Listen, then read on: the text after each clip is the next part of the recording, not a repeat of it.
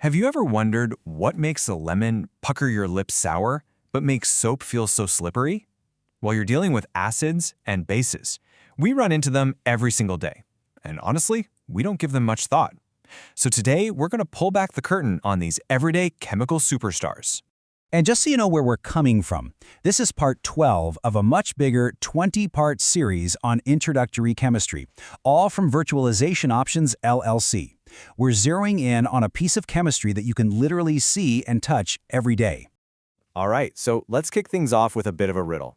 What on earth could lemon juice, soap, and the acid inside your own stomach possibly have in common? I mean, they seem about as different as you can get, right? Well, it turns out they're all part of the same chemical story, and we're about to figure out how. To make any sense of this, we need a tool, a way to measure these properties. And that brings us to our first stop, the incredible pH scale. So what is this thing? Think of the pH scale as a ruler for chemistry. It's a simple scale that runs from 0 all the way up to 14, and it tells us exactly how acidic or how basic something is. It's a brilliant way to put a number on a really important chemical property. Let's take a closer look. Right smack in the middle, you've got the number 7.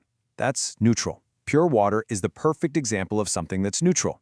Now, anything with a pH below 7, we call that acidic, and anything above 7 is basic. Or you might also hear the word alkaline. And here's the key. The farther away you get from that neutral 7, the stronger it is. Okay, now this part is super important, so lean in. The scale is logarithmic. That's a fancy word, but what it means is that each single number jump is actually a 10-fold increase. So something with a pH of 3 isn't just a little more acidic than something with the pH of 4. It's 10 times more acidic. And a pH of 2, that's 100 times more acidic than pH 4. It's a huge leap with every step. Let's make this real. Your stomach acid? It's hanging out around a pH of 2. Whoa, that's incredibly acidic. The vinegar in your kitchen is about a 3. Then we hit pure water, our perfect neutral 7. On the other side, we've got things like baking soda, which is around a 9. And something like household bleach is way up there at a 12, making it super basic. All right, we've got the measuring stick down, so let's meet our first contender.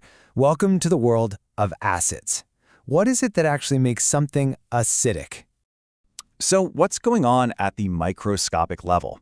It's all about something called hydrogen ions. You could say that acids are generous. They are defined by their ability to donate or give away hydrogen ions. And we experience this in a few ways. They have that classic sour taste. Yep, think lemon juice. And they can be seriously powerful, even corroding metals. That's why battery acid is no joke.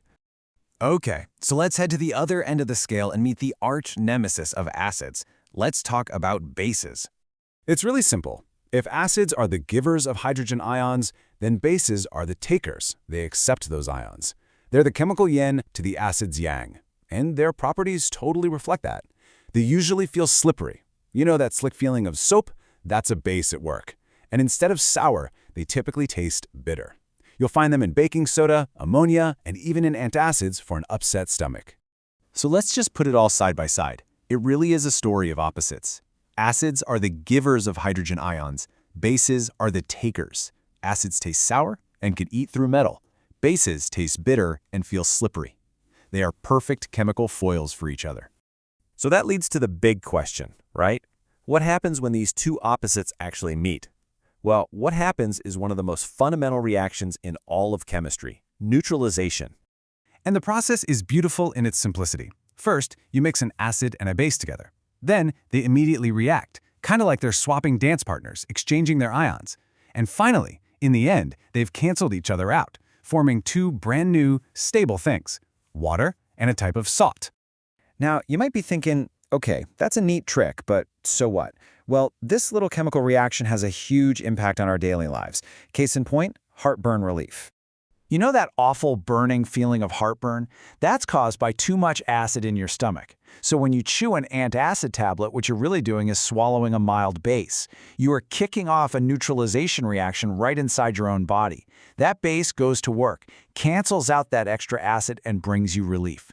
It is chemistry in action solving a real problem. So I'll leave you with this to think about.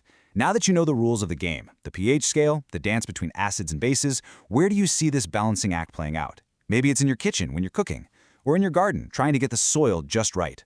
This fundamental principle is happening everywhere, all the time, once you know what to look for.